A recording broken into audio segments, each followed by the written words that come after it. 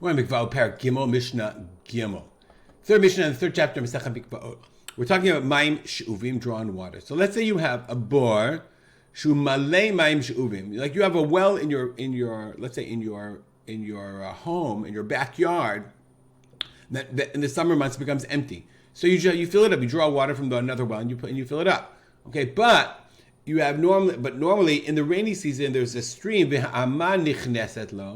And normally in the rainy season there's a stream that runs through it. Here where I live in Yabin Yami, and there's a nachal called Nachal Sarek. It's totally dry in the summer, but in the winter there's water flowing all the time.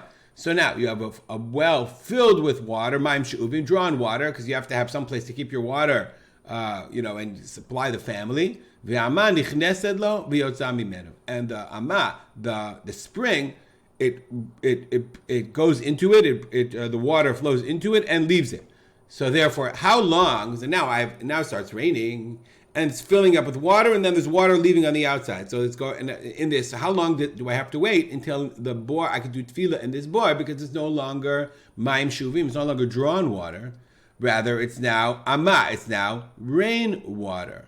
Okay, says the Mishnah, Le'olamu bibsulo, it remains pasul ad she'yitchashev, until you calculate that there's not even 3 log from the original water. So you have to do a calculation and figure out how long would it take for the water to turn over completely.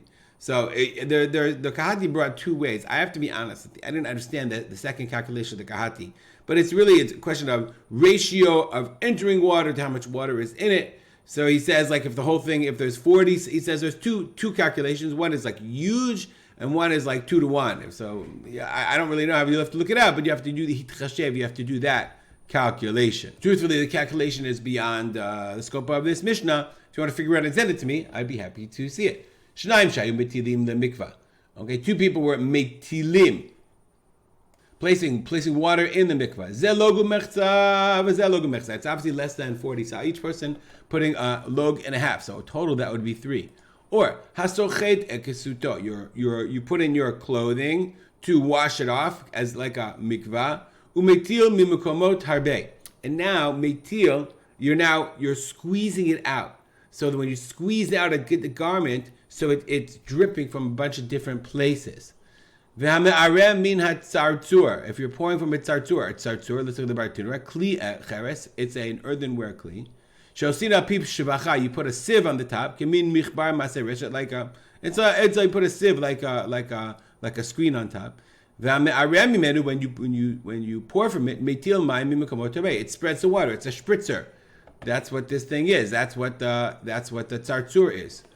So in this case now, you're not pouring the water on. So here, like you have 2 people pouring in, one or it's spritzing in a different area. So all of these places, Rabbi Akiva machshir, v'chachamim poslim. Rabbi Akiva says the only time Rabbi Akiva says you're kasher, it's kasher because when we said 3 log is supposed to the water, it's 3 log at once. Chachamim poslim. Why? Amar Rabbi Akiva says lo amru matilim ela matil.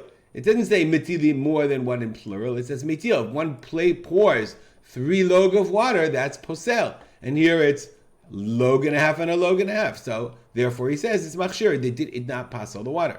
Amru lo. They said to him, no, lo kach v'lo kach. They didn't say neither metilim or metil.